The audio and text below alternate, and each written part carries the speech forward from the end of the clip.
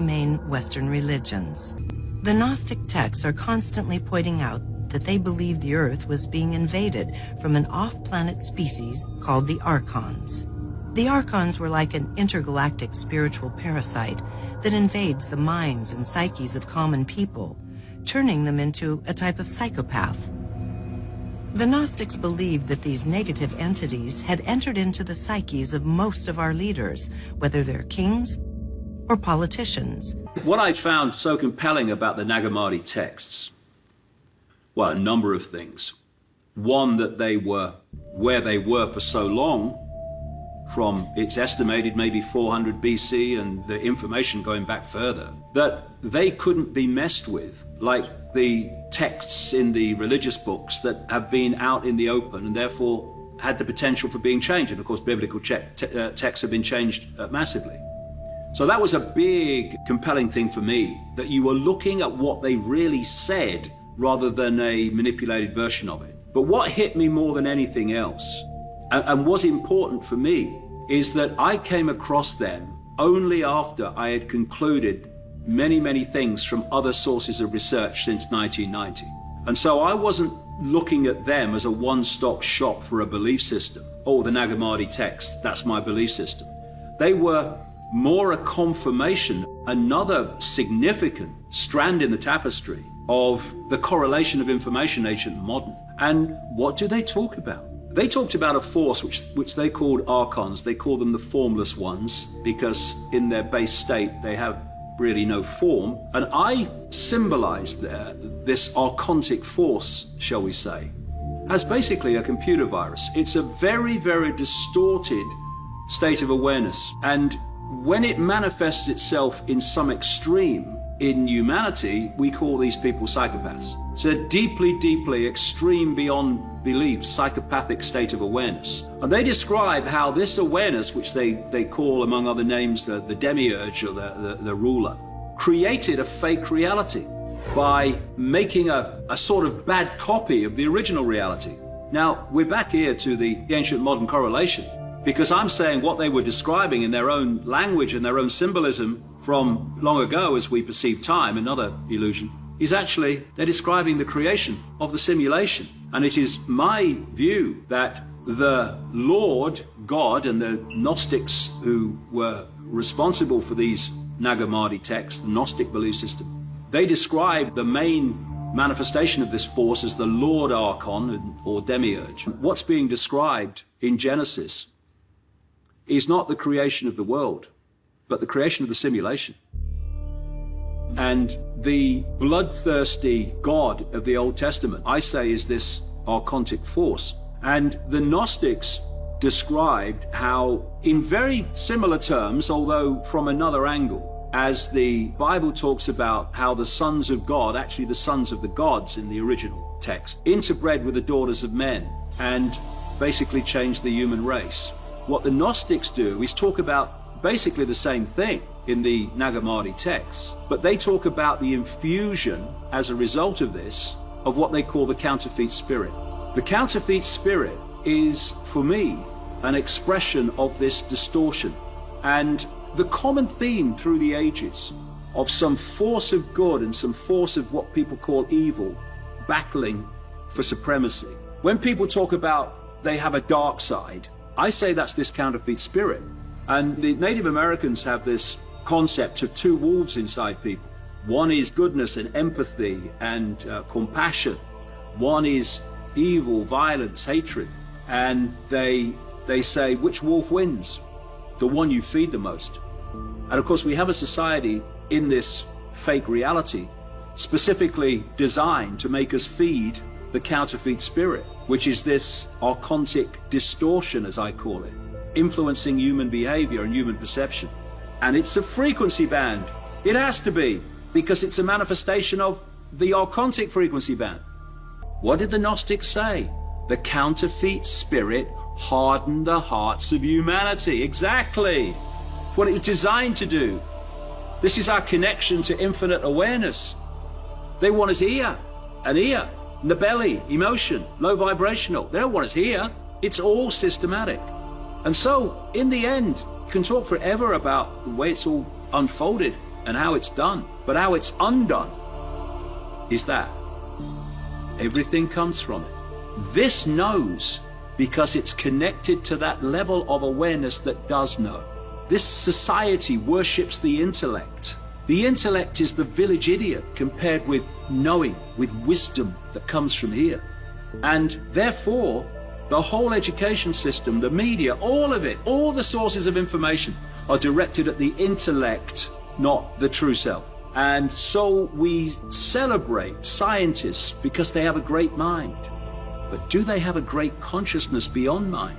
And we can change that whenever we choose, because we're in control. The idea that some external force is in control is completely illusory.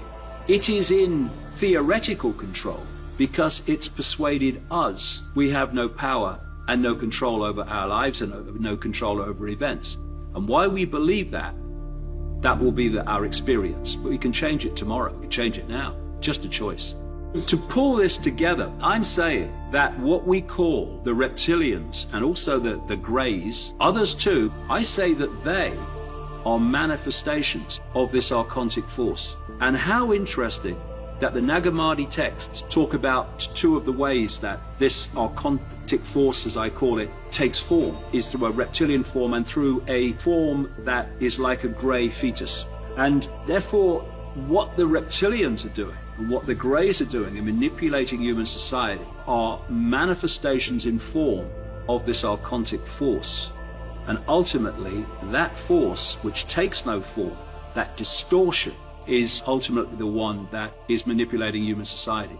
Almost every account I've ever come across, certainly ancient, certainly the Nag Hammadi texts, and certainly people I've come across on the inside in the world today, there's a very, very common theme between all of them, and that's that this force feeds off human low vibrational emotion, different expressions of fear.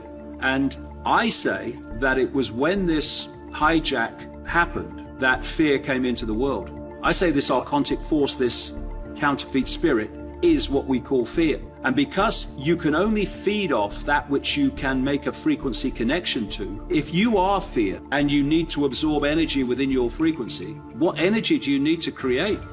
Fear, and as much of it as possible. Look at the world. Yes, they'll have an ideal sequence because of the way they're manipulating human society, but war in its end is an end in itself. The more war conflict you have, both the individual conflict and collective conflict, then the more of this energy you are creating. Look at the animal kingdom. Look at the non-human kingdoms of this reality. They're killing fields. Everything survives by killing something else. Everything is constantly in fear of the next danger. Connecting human awareness, the human mind, to artificial intelligence via technology. What does that create? A hive mind, an assimilation. And then comes the question, what is AI? I say that in its prime form, it is the archontic force. And we, the human race, in our intellectual stupidity, are building a technological vehicle for this force, which doesn't take form in the end, to not only take over human minds, but take the world over. Look at it. AI is taking the world over, and it's only just begun. So this is a whole other area about how the transhumanist agenda is the archontic agenda to assimilate the human race into itself. Fascinating movement that took place between roughly 600 BC and just a little into the AD years, almost 1,000 years, where all of a sudden all these philosophies arose, like some of the philosophies of Plato. The Gnostics later came along that adopted some of those philosophies. And in India, you get the similar thing. They often started off as philosophies like Buddhism, where Buddha said the gods are not the highest thing here, and these philosophies generally tried to help people escape the reincarnation process. For example, some of the Greek philosophers that arose from Platonic philosophy saying the same thing. And the reincarnation process, if you read the old creation stories, was necessary to create a slave race. You had to basically keep a soul in the human body and keep it stuck there, or at least returning, if you wanted to keep the slave race going. We have to escape that, and that was rather revolutionary. And to me, it's not necessarily that you have to escape it. It's just having the choice, whether you want to or not. And right now, there's a whole persuasion process that's described in some of the near-death studies, or I should say the intra-life studies also, that say there's just a very strong persuasion process that causes humans to keep coming back, even reluctantly. And there's one interesting survey done by Helen Wambach. She surveyed her hypnotic regression subjects, about several hundred of them, and said, did you want to come back after the between lives? Did you want to come back to Earth? 2/3 said, no way, I didn't want to come back here. and we see that in the near-death studies too. Dr. Long has pointed that out too, that even before they go, even when they're going to come back, they say, I don't want to come back here. So that just shows that there's sort of a problem in this process. There's so much evidence right now, I think, in near-death studies, in the between lives studies, reincarnation studies, good serious work by real professional people doing it. I think it's just inescapable to conclude that, yeah, the consciousness is separate from the body, that the body relies on this separate consciousness. People call it a spirit, a soul, whatever you want to call it. So the ancient Greeks, they started to develop a philosophy that the body became a prison for the soul. And that became then the Gnostic idea that grew out of some of this Greek philosophy and became a very popular idea even with the early Christians.